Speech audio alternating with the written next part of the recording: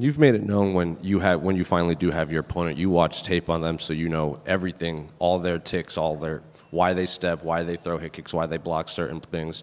When you break down Stipe, a guy many people consider the greatest, it's usually between him, Kane, and DC as the most skilled heavyweights. Do you see him as the most skilled heavyweight the UFC has ever seen and possibly the most skilled opponent you've faced in the UFC? La seule vérité, c'est le pouvoir. Tu seras mon instrument. Renie-moi et tu mourras.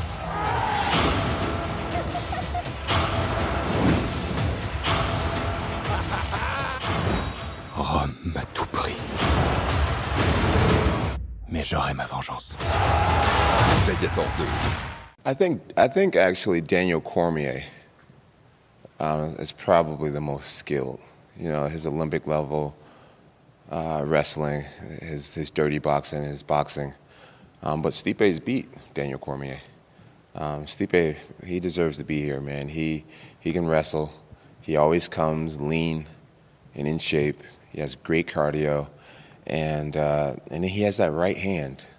You know, whether it's the straight right, the overhand right, or the right uppercut, that's his real weapon. That's his ticket. We're very aware of that, and we're very prepared for that. And just last one for me. I remember when you were prepared to fight Gustafsson the first time, all the questions were about Glover because he had just kind of been on the rise. And then you fought Glover, and all the questions were about Daniel Cormier. Everyone was like, what are you going to do after Glover?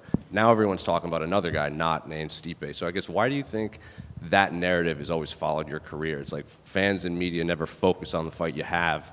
It's always on the one they want to see next. You know, I don't want to sound arrogant, but I think what it is being so good at what I do that it's just almost never enough. I'm very aware that, you know, that the Tom Aspinall is like, it's making more headlines than Stipe. And it's just the way that it is with me. You know, when I win, there's always an excuse. Well, oh, he really wasn't that well-rounded, or, yeah, it's an interesting place to be in, and it's hard to compare to any other fighter because I don't think any other fighter in our sports history has ever had to deal with it. You know, I just beat Cyril Gane, and we can go back in a time machine and hear the way that people talked about Gane. His athleticism and his speed, and I mean what he did to Taitu Tavasa, and like, you know, and then as soon as I beat him, he's like, oh well, he wasn't that, or he's this, and like, so it's a very interesting place to be in, and it just is what it is. John, with that narrative, you've obviously been having a little bit of fun with it in the lead up to this fight. You're saying quack quack on Twitter, addressing the duck things. What are those fans getting wrong? Why are you not ducking Tom Aspinall? What are they reading wrong about this situation? Okay, so I feel like narratives have been created that just truly aren't there. You can't duck a man that you were never scheduled to fight. It's like saying you got turned down by a girl who you never even hit on. You know what I'm saying? It's like me and Dana and Hunter have never sat down and talked about Tom Aspinall. He's never been on my radar. Never. I mean, just a moment ago, it was him and Sergey that was fighting, and Sergey could be in this position right now, and I would still be in the same place. I've beat people my whole career, and once I beat them, like the show just goes on. Like the French fans were just all over my case, and I just beat their guy, and I find myself constantly in the same position of, oh wow, he just beat another guy. Like what's next? You know what I mean? Like when I beat Glover Teixeira, he was on a 20-fight winning streak, and you beat Glover, and then everything just moves on. So for me personally now, it's just like I get that Tom is an exciting fighter. I get that finally after 16 years we found somebody who's 7 years younger than me and 30 pounds bigger than me. Like we finally found someone who may give me a great challenge. And everyone wants to see it so bad, but for me, it's like, what is it? What's in it for me? He changes nothing if I beat him. Beating Tom is just like beating Cyril Gane. Has a whole country behind him. He's hot right now. What happens to me after I beat him? Nothing changes for me. So I'm not ducking Tom Aspinall. If I failed to fight Stipe, I would be ducking Stipe because we contractually have been signed up to fight over a year ago. This is Stipe's position. The Tom narrative came out of nowhere. He won a belt, and now suddenly I'm ducking him. I've never had negotiations to even fight him, if this makes sense. So the fans are just ignoring it. They're ignoring all logic, and they just have finally found someone that they think can compete with me, and everyone wants to see it now. I guess the clarifying question then is, if Dana and Hunter do come to you after this fight, the figures make sense to you, would you then be open to fighting Tom Aspinall, or are you categorically thinking, he does nothing for me, I will not fight that guy? He does nothing for me. He does nothing for me. If you're a person that wants to see me really challenged, then I get it, right? Like I said, 7 years younger, like 35 pounds bigger than me, right? I get it. It's like, wow, this John's so good. We finally found someone way younger and way bigger than him. Let's see how he does against that. I get that narrative. But for me, if you were my manager, if you were on my team, why not fight against Pereira, a guy who's the same age as you, and we walk around the same exact size? Right now, I had to eat a big breakfast because I'm getting underneath 235. Pereira walks around at like 240, and he has magnificent accolades. Business-wise, it makes more sense. I'm going to call him this, fight the nobody that may be more dangerous, or fight the guy with all the accolades who's incredibly dangerous, but it actually will affect your legacy. Me beating Cyril Gane didn't change anything for me, just gave me a few more millions. And it would be the same for Tom Aspinall, where when you look back and it's like, John just beat Alex Pereira. It's bigger. It's just much bigger. And anybody who can't understand that logic simply doesn't want to. Last one for me. The gloves. It looks like we're switching back to the old UFC gloves after these new ones came in June. Do you have any thoughts on that? Are you excited about using the old gloves? And what is your opinion on that? I'm really excited about the old gloves. I got sent a pair of the new gloves several weeks ago. I tried them on, and I thought they were tight. I used to fit in XL, and then the new glove, I had to put on the 3XL. The shape, curving your hands like that, they were very uncomfortable for me. And I was actually really stressed thinking about how am I going to go into fight week wearing these gloves that I don't even want to train in.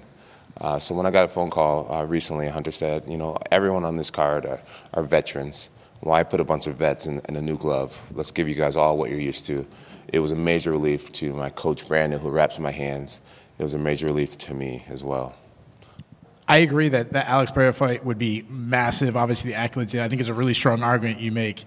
That said, I think one of the critiques people have is not that you picking Alex over Tom. It's he doesn't deserve to fight me statement. When you compare his career at this point to when you got a title shot, he has more wins, more stoppages, more wins against ranked opponents, more main events. He's got the interim title. So what is your response to people saying, like, not that you take it Alex Pereira, I mean, the guy's amazing. Right. But Tom doesn't deserve me comment. Well, maybe I didn't phrase it right. Maybe I didn't phrase it right. The truth is he does deserve many great things in his life, and I wish him to have a magnificent UFC career. I really do. I have nothing personal against Tom.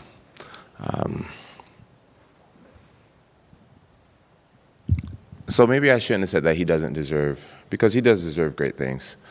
What I'd like to see him do is go on and have a great career. So many times people like to just try to go straight to the top, And if we're in a business setting where he is and where I am, he wouldn't even be crossing paths with me. He wouldn't even be talking to me. You know what I'm saying? That's just what it is. It's not about what Tom deserves or don't deserve. I believe it's what I do deserve.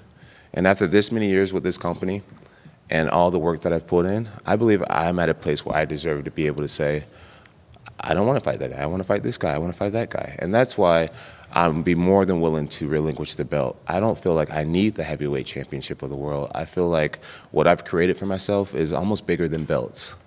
To take a step back and say, hey, you become the heavyweight champion. Go ahead and let's see you become a 17-time champion. Or let's see you even beat Stipe's record. That's going to be hard for anybody to do.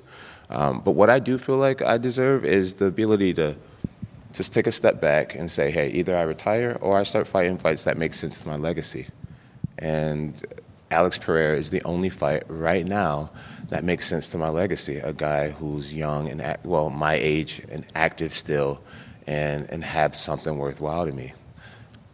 Fans around the world, a lot of people really want to see me lose. They really want to see me lose.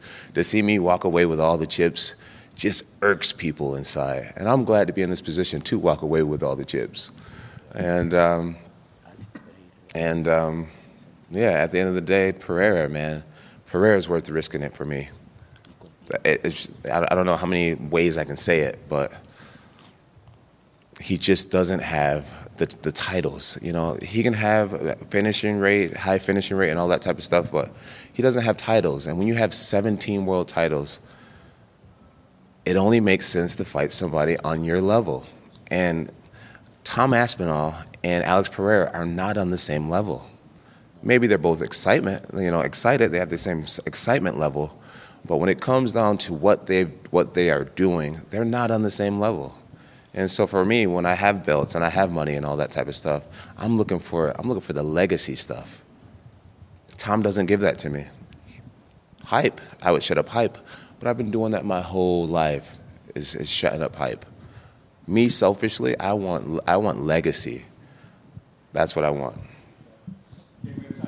Hey, John, just a quick one for you, man. And I think it's been great. Like your answers have seemed really honest, and it's like, yes, Alex Pereira, from a business standpoint, makes more sense than Tom. And I also thought it was great that you were like a guy 7 years younger, 30 pounds heavier. You know, like I get it, why fans want to see it.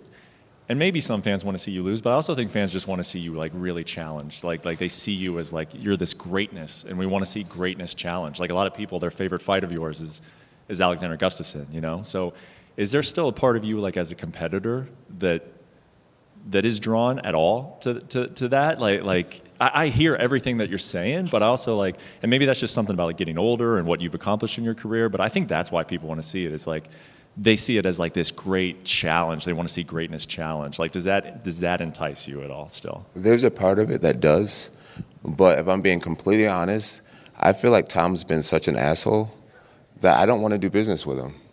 You know, it's just like his fans have been so annoying. And obviously you don't get this far in a career being affected by fans or whatnot. But he's just an asshole, you know, with his, you know, he's 30, so he's from this influencer generation where you hop online and the T-shirt sales and all that. I'm past that type of stuff. I'm like, bro, if you had a little bit more respect, then maybe we could have worked something out, you know, but I just don't even want to do business with him. You know, at the end of the day, this is a business, and fighting me gives him an opportunity to change his life forever. And I don't even want to give him the opportunity.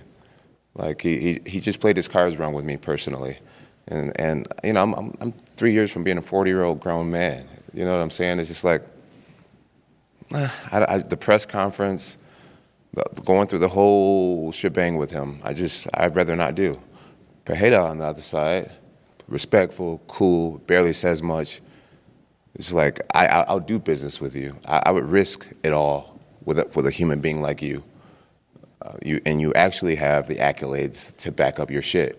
This other guy is just a big mouth who's hot today. There's been so many guys who's hot today who are just gone.